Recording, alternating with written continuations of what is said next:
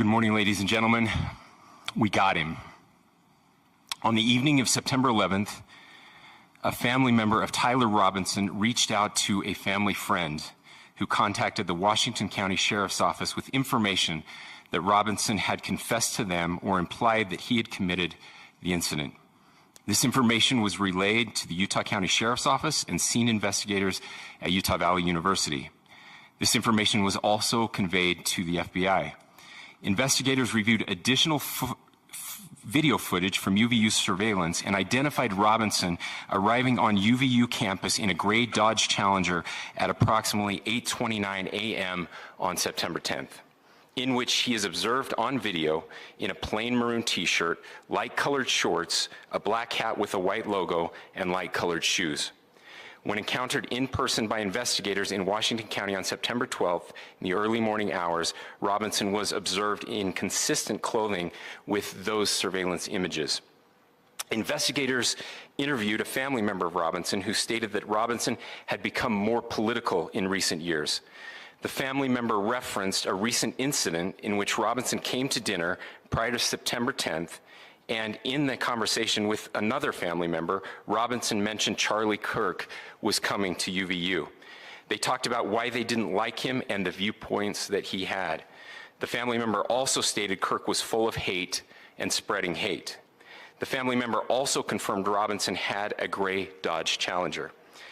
Investigators identified an individual as the roommate of Robinson. Investigators interviewed that roommate, who stated that his roommate, referring to Robinson, made a joke on Discord. Investigators asked if he would show them the messages on Discord.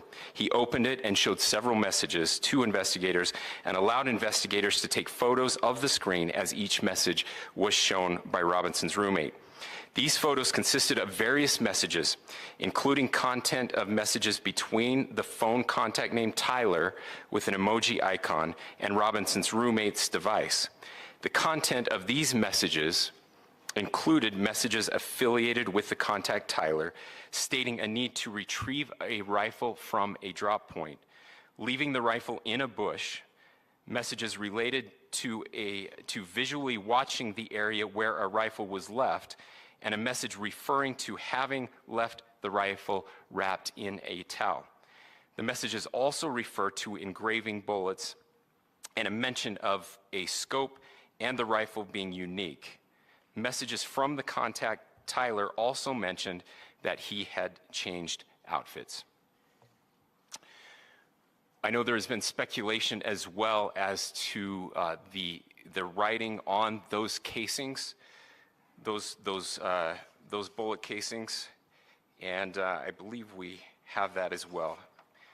And I will share that with you now.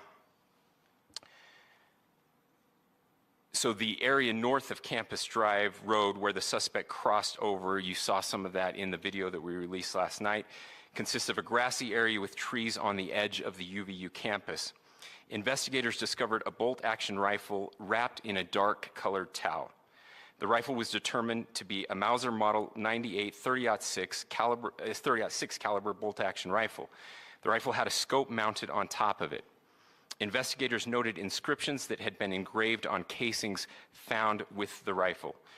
Inscriptions on a fired casing read, "Notices, bulges, capital O-W-O, what's this, question mark." Inscriptions on the three unfired casings read, "Hey fascist, exclamation point, catch, exclamation point." Up arrow symbol, right arrow and symbol, and three down arrow symbols. A second unfired casing read, "Oh Bella Chow, Bella Chow, Bella Chow, Chow Chow." And a third unfired casing read, "If you read this, you are gay, LMAO."